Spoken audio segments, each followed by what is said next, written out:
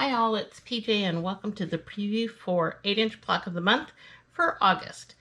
This month it's Hawaiian quilt designs. The Hawaiian quilting designs are really fairly classic. I'm showing you 4 of them here. I'll put a graphic up on the screen that shows you all 12. I have done these in what I like to call my multi-option scenario. There are 4 different stitches in each design. There's a single run line, there's a 5-pass back stitch, the stem stitch, and then I like to call this the chain stitch. So all of these are included in every single design. So you have multiple options of how you're going to work with that. The single run line would work great if you're just trying to use that for quilting and you're really not trying to call attention to the design per se, because this would run really very quick. The 5-pass back stitch is great just by itself. I've seen these done before with the solid colored thread, and in this case, so this is a purple thread. If you use a lavender background, it's really pretty. And then the stem stitch, it just gives you a little bit broader stitch. And then the chain stitch, which I just think is quite fun. And here I've used a variegated thread. So you could do these just as stitching, but there's a couple more things that you could do with these as well. Here I've taken, this is the 5-pass back stitch line, and in this case I just did it in black to see what it would look like, and then I've colored this in with just standard Crayola crayons. This is what it looks like after it's been washed, and honestly I should have probably paid attention to what colors I was using. You probably can't even see this on camera because I can barely see it in person. This was a really light lavender.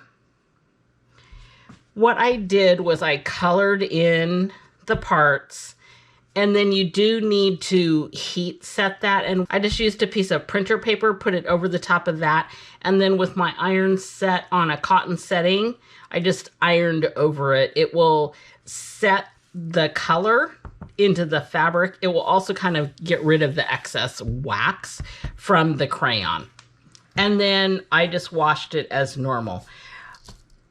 I honestly think that this crayon probably was really close to this initially. I should have taken a picture when I started. So know that it is going to fade out a little bit when it gets washed.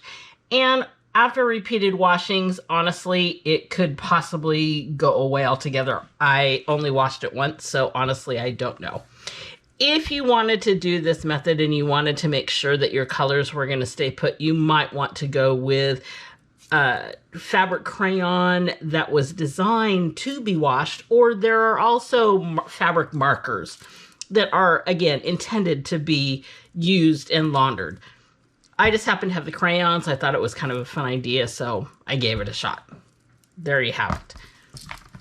This option I did as applique, and I stitched the basting border, and then I put my applique fabric in the hoop, and I stitched the second color, which the second color is just the standard run line, so that tacked my fabric down. Then I jumped to the stem stitch, and in this case, once again, I used the variegated thread and stitched that stem stitch, and then I went in and I trimmed, and I just trimmed really close to the stem stitch line. So while this may ravel just a little teeny bit, it's not really going to look like rag edge applique because it is trimmed very close. On some of the other designs that have a little bit more room in between them, you could leave a little bit of border and you could end up doing that as a rag edge applique. So once again, here are the 4 stitching options this month, and then just a couple of variations that you can do with those stitching options. Let's get started.